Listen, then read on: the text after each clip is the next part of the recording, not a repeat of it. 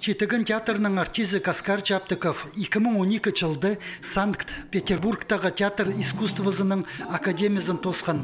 Олық жыл Четігін театрзар тоқысқа кірген. Пістің көрікжілер аның чаячы тоғызның чақсы таныстар.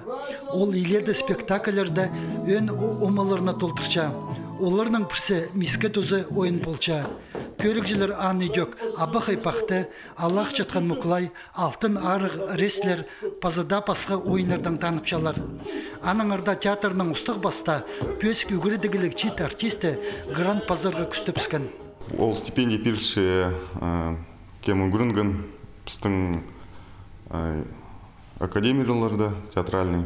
И мен пасқым, что біздің кейбірлеріпс хостра ол немінің үшін, что біздің ол тіл, что біз ана хайрылығыпс и ана иткіпс.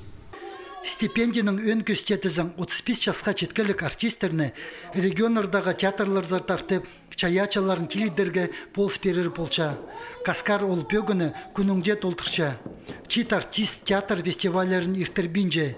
Олымоқ 2017 жылды ол Ақ Ип республиканың көрдінже фестивалінде арлызып, чит артистерінің ең жақсы ролі тіп номинацияда жеңіс тұтып алған. Амды аның күстінізі пөсік балық барды.